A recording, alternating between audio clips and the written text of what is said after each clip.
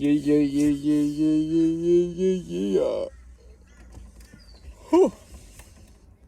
Feeling free. Freedom is is the compounds of this existence. Without the compounds of freedom, there wouldn't be anything to create the imbalance within.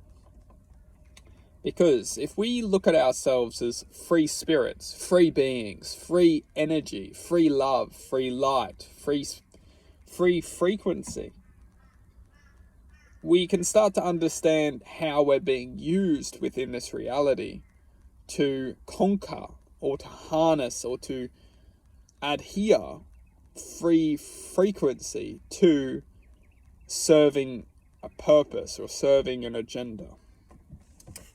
When we can look at this reality as a waterfall, if you can channel that water or that frequency into a source, you can conduct energy from that source.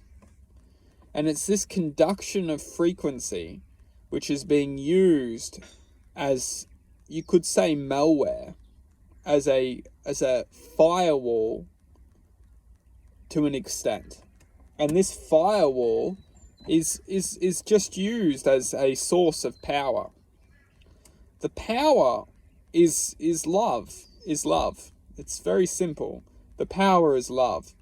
And when you can create life,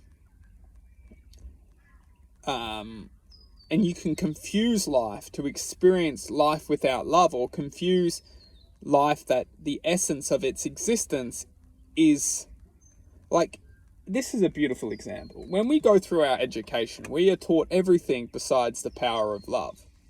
How is this possible when the power of love is the power of life? The power of love is the power of life. Life itself is love, and love itself is life. The existence within this duality says everything. It says existence to itself. It says itself to existence. We are taught everything in this reality besides this basic truth of code. And why we do this is because this reality is designed to not control love. In fact, this life is designed for love to control us. Because if love can control us, it can paint a false representation of what love truly is. We look as human beings, we look as love as like something that is not true to an extent. We look at love as like something that can come and go, that can be taken away from us, that can cause all this pain. But this isn't what love is. What this is the manipulation of this world. Because what we think that love is the hurt, is the pain, is the injustice. Not for everyone, but for many people.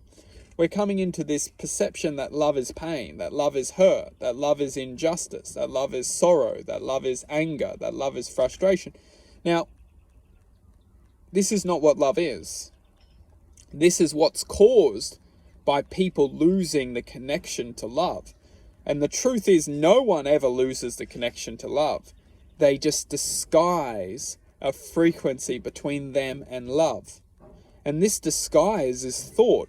We welcome this thought in, which creates like a layer between us as individuals, as expressions of infinite possibility, and the frequency of divine unconditional love. We welcome a frequency in between this layer, and then this layer is always just feeding us or resonating us with this phony identity, which is convincing us this false existence for what life is, what we're doing here, why we're doing here, when we're doing here, how we're doing here. All this doing here, but what is this is ultimately distracting us to is the infinite existence, the infinite true nature of our reality, which is love.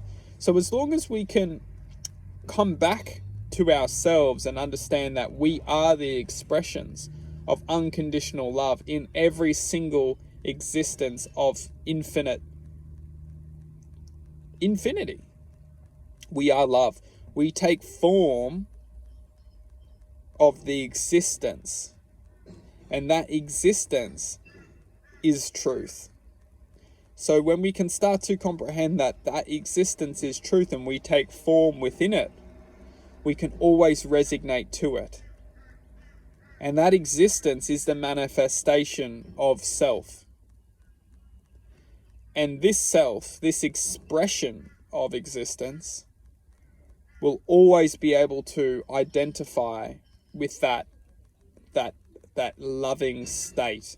We can manifest into the most evil of minds. We can manifest into the most loving expressions of life. It all lays within.